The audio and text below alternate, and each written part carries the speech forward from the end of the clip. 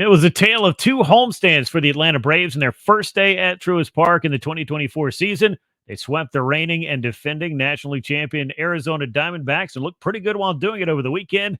And then they had a very tough time with their division rival, the New York Mets, who took 2 out of 3 in what turned out to be a rather rainy week in Atlanta as well. And of course, the biggest loss for the Braves was actually during that Arizona series. It didn't happen in the wins and losses column, but it certainly happened on the field as Spencer Strider suffered an elbow injury that appears likely to end his season. Grant McCauley and Chris Willis with you once again as we got a lot to get into on this edition of BPTV. Want to make sure that you go ahead and hit that subscribe button to the Battery Power channel here on YouTube. Leave us a like, leave us a comment, share the show with a friend, all those good things. It helps this show grow, and we appreciate that as well. And if you want to get notified every time we drop a new episode, click that little bell as well. That's a pro tip for you if you want to keep up with everything that we've got to keep up with on this show, which unfortunately, Chris, it kind of spans the gamut for the Braves, and not just, again, in the wins and the losses, because the Braves are no strangers to pitching injuries. They've had more than their fair share in recent years, but losing Spencer Strider was a big blow to this rotation in so many ways. Without a doubt. I mean, when you look at Spencer Strider, he's one of the few guys that you just simply can't replace. Right. I mean, that's just the way it is at this point. He's a genuine number one starter, and there's not that many of those in the league. So, the Braves won't feel sorry for themselves. They'll pick up the pieces and move on. But it is a huge blow, for what's the second week of the regular season. Yeah, I mean, there's never a good time for this kind of an injury for any club, but I can tell you, you're absolutely right. Spencer Strider, it is impossible to replace an arm like that. There's not a pitcher you can call up who's going to be able to do it. There's not a trade that you're going to be making in the month of April either. At least very unlikely to see that kind of thing, or just about any time during the season, because these kind of pitchers are difficult to acquire. And to find somebody at his level, that again is a tall order, and that's not something that the Braves can really concern themselves with at this moment. They just have to figure out how to make things work in the rotation. But when you do think about what Spencer Strider did last year, both in the regular season and in October, this doesn't push the Braves out of contention by any means, but it's a difficult injury to overcome because of the role he was expected to play and the role that he himself, remember, World Series or bust in spring training, that was kind of a Spencer Strider production there, and rightfully so. This is going to look a little bit different without him to head this rotation. Without a doubt, and it's really disappointing because of the spring he had and adding the curveball, and he looked like he might be the best version of himself that we've seen yet. And what it does, it really puts a lot of pressure on the other four starters as well. Max Fried hasn't pitched well yet, but I think it really puts the onus on the two newcomers. You really need more from Chris Sale now at this point, and Reynaldo Lopez, who has looked really good. But, again, the question for a guy that's been a reliever for the last few seasons, how many innings can you reasonably expect out of him? And I think, the Braves probably need a little more now than what they were planning on to start with.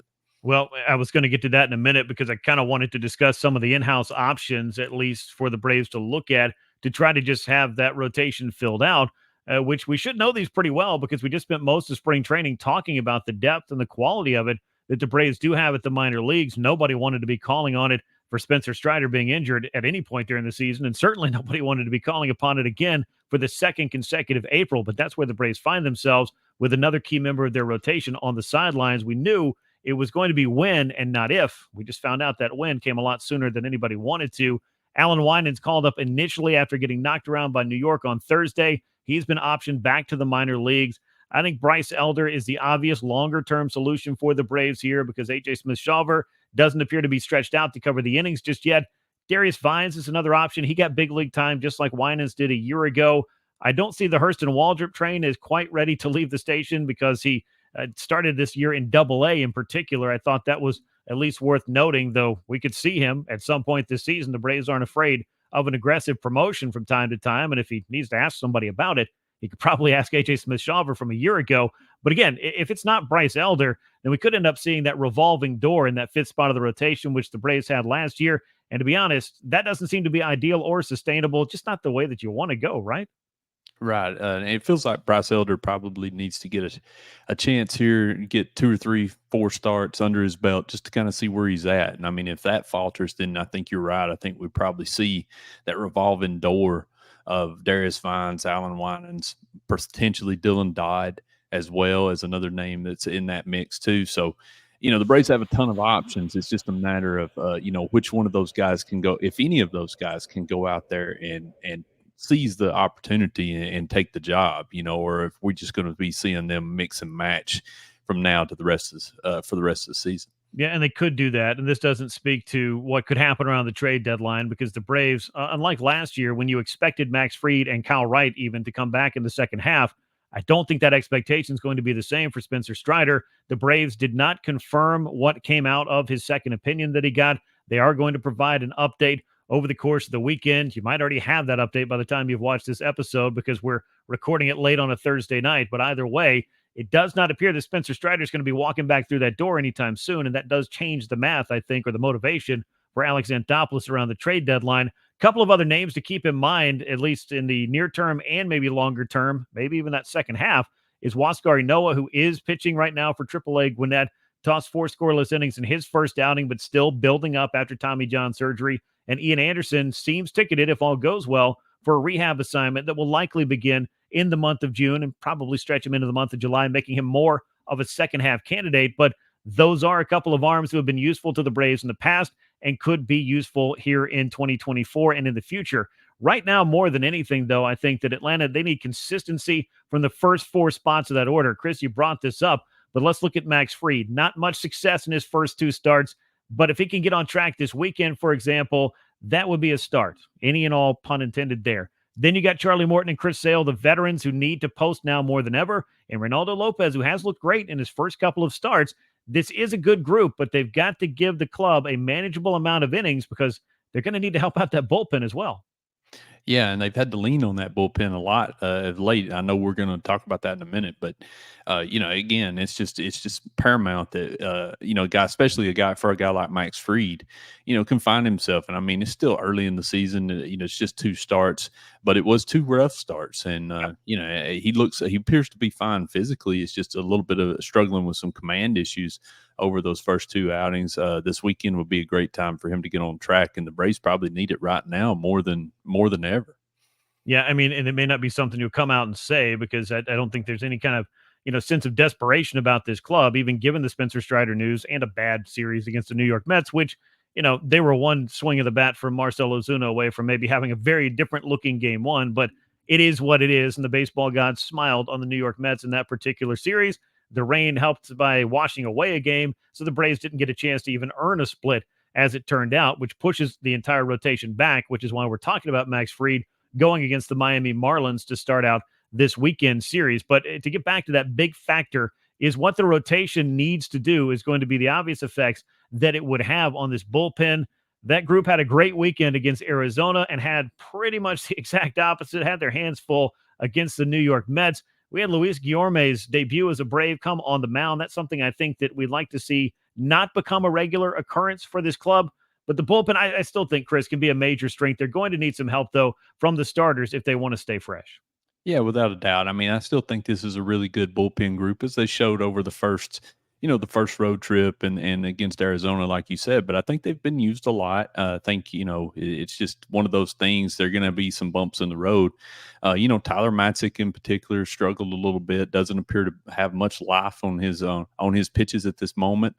And I mean, but you got to remember those guys are still building up. Especially a guy like Matzik's coming off an injury. So, yeah, it wasn't pretty this week. But the good thing about baseball is there's always another game tomorrow. So, they'll have a chance to right the ship a little bit this weekend against the Marlins. Yeah, I mean, there's a game tomorrow until there's not is one of the best things about baseball season, in my opinion, because if you didn't love the last game or the last series, well, let's go play another one. At least that's the way it works throughout the course of the regular season anyway. But as we turn the page from the pitching staff to the offense, I don't think anybody's surprised to see that this group is once again among Major League Baseball's best. It's a surprise of absolutely no one, if we're being honest. But they're doing all of this without the usual show from Ronald Acuna Jr. More on that in a minute. Marcell Ozuna, meanwhile, has picked up right where he left off in 2023 and then some. He's batting .326 with 5 homers and 13 runs knocked in through 11 games with an OPS of 1060 thus far. Chris, if we flash back a year, it's crazy to think about the conversation we were having. It was very different. It was how much longer can the Braves keep this guy around? Now, if he keeps producing, we're going to be having a conversation about his club option getting picked up for 2025, in my opinion. Yeah, it's unbelievable swing of events for Marcell Ozuna. I went back and looked from the start of May last year. He's hitting 299, slugging 612, 43 home runs, 157 weighted runs created plus. I mean, he's been one of the best bats in baseball over that span, and that comes on the heels of being probably the worst hitter in the majors. In the last April, when you and I were obviously talking about whether he was going to be able to even hang on to a roster spot. Now it looks like, as you just mentioned, it looks like that club option's a no brainer at this point. So, this offense is great. It's awesome top to bottom. It's even better when Marcell Ozuna's raking the way he is right now. Yeah, man, he's been raking for a while, as you just pointed out. Those are pretty crazy numbers. And as we get to the end of the month, we're pretty much going to be coming up on a 162 game sample. You want to go back, not only was he one of the worst hitters in the majors in April of 2023, but the combined 21 and 22 numbers, he was in the bottom 5 among all qualified hitters in the big leagues in terms of overall value at the plate. He had next to no value at the plate and had all kinds of things going on, all kinds of factors and reasons why that was the case. But he has managed to find his way through all of that, find himself at the plate again. His renaissance has been a big part of what the Braves did a year ago, and it's been a driving force so far in 2024 as well. Speaking of driving forces and bats that we expect to do big things, Ronald Acuna Jr. is still that guy. He's not off to a hot start, though. Went 5 for 16 the first 4 games of the season. Looked like everything was getting started the way he might want it to. Just 5 hits in the past 7 games, Chris, with an OPS of 535. Very un-Ronald Acuna Jr. like, but I will point out, when your only sample size is the first 10 or 11 games of the season, you haven't really had a chance to, go through a slump and not have it show up in your numbers, because that's really all your numbers are at this moment, is the very little that you've done. But when I go look at his StatCast page, that's where things for me got a little bit more, I don't know, complicated, if you will. Normally, we see him in about the 90th or better percentile in virtually everything, just a sea of red on that page. This year, the polar opposite. I have a pretty good feeling that that's going to course correct, but it's been a slow start for the reigning MVP, who has not homered in his first 11 games of the season either. Yeah, just 2 extra base hits overall as well. I think the thing that jumped out to me, 27.7% strikeout rate going into today's game, 57.7% ground ball rate. We saw a lot of ground balls from him last year, even when he was red hot. And as the season bore on, that launch angle started to come up, and the ball started to fly out of the ballpark, and that's where we ended up with those 40 homers. I think you got to remember he missed a pretty significant stretch in the spring. I think he's still trying to get himself, right at the plate. But I mean, at the same time, the talent's there. You're not gonna worry about Ronald Acuna over the first 10 or 11 games. And this offense has been great, even with him struggling, which probably should scare everybody else in the league. Yeah, because once Ronald Acuna Jr. gets going, this Braves offense, it just goes to another level. It just goes supernova, if you will. And Acuna is certainly capable of doing that. We've seen it happen too many times where maybe he goes through that little cold spell, and all of a sudden, when he gets right, he's in for a big hot streak. And whoever he's coming into town against, or wherever the Braves are, doesn't matter where it is, ballpark, home, or away, Ronald Acuna Jr. is going to get his, and I'm sure he will over the course of 162 games. Being healthy is the number one thing on that checklist for Ronald. As long as he is, he's got a chance to do special things ahead of him. The Braves heading down to Miami, which may be just what Acuna needs to get his season going. It worked for Marcell Ozuna last year. Let me just point that out. Acuña's a 321 hitter with 26 home runs in 82 games lifetime against the Marlins, 349 homers in 37 games at Lone Depot Park. It'd be pretty nice to see Ronald Acuna Jr. get a few big swings, maybe a few fly balls over the fence that help get him and this offense going in Miami after what was a frustrating series against the Mets. Yeah, without a doubt. We've seen him light up before, at the thought of playing the Marlins too. So, it's just been a strange start to the season weather-wise. A lot of rain delays, a lot of postponements. I think going to the Miami this weekend, where there's you'll be playing indoors most likely. You're gonna be able to get in a set schedule. I think it's a great opportunity for this team just to kind of get away and relax, and then start playing some good baseball again. Yeah, I think that they certainly can. The Braves have played some of their best baseball annually at the expense of the Miami Marlins. It's been a pretty lopsided season series more years than not. 3 games against Miami, just 2-11 coming into this series. Max Fried, Chris Sale, Charlie Morton lined up on the mound for the Braves.